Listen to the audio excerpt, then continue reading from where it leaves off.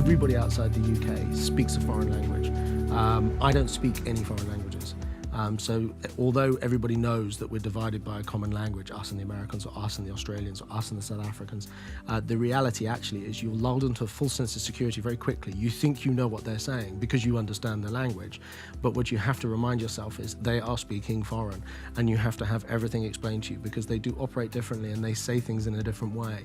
You need to understand that. If I look at what the business is today, the biggest single challenge we have with the structure that we have, so many different countries, so many different people in different offices that are disconnected, is the management bandwidth it takes to operate that. It takes a senior skill set and attitude, a very international attitude, and plenty of money on international flights. So it's tough on your margin and it's tough on your managers as well. So that's an ongoing challenge. In the club, culture is always a big, big thing that comes out. But when you're going international, transferring and making sure that the culture is kept is really, really important, how you do things. So whether it's you going out there for 1 or 2 years, or you get someone in your senior management team who's been with you a while, knows how you do things, knows how the culture works to go out. And I think that was a big thing that came out of today and was repeated by all the speakers. Make sure that you get the culture right and send someone out there. The big challenge was really Keith having to live in Hong Kong and Shanghai for 1.5 years and not being with us running the UK company. So once we'd found a leader, a group MD for Greater China, once that guy was in and established and had been in the business for 6 months, Keith could come back. It was a challenge for us because, you know, the natural ascendancy meant that we had a certain way of doing business and running the business in the UK, and then when one of your partners leaves and goes over there, everyone's having to run around, pick up the slack, and that probably took us 6 to 8 months of getting used to.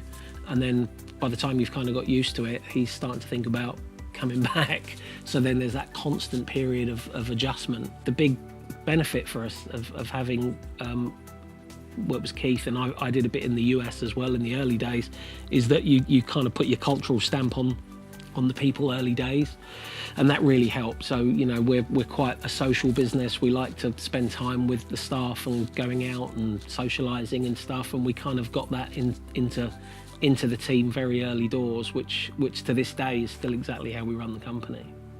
Clearly now brands are completely global.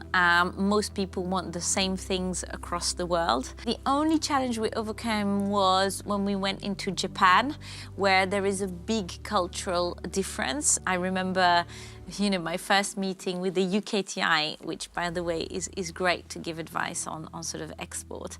And they brought in an expert from Japan, and the lady told me, no, in Japan people don't like to show that they're pregnant, you know, and my specialty is to make pregnant women beautiful and make them show that they're pregnant. We had to kind of really understand this cultural barrier, and we didn't adapt the product, but we ended up doing a much tighter selection of the range and making sure that the product that we did export to Japan fitted, you know, those kind of cultural do's and don'ts.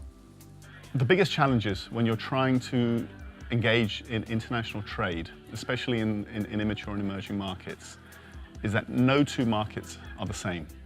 And the risks that come with one or the other can be very, very different. So you could be in 2 African countries right next door to each other, and where you're thinking, okay, it might be like doing business in, say, Belgium and the Netherlands, while doing business in Nigeria and Ghana is nothing like that at all. I mean, they're not right next door to each other, but they're very close. So culturally, you can have quite a lot of disparity. Politically, you can have a lot of problems. But all in all, being appreciative of the fact that you have to respect each and every territory as a unique one is very important. And that's something we've learned to do, but having said that, at the same time, it was something which we had to learn, and it was something which we may not have assumed was going to be the case from the beginning.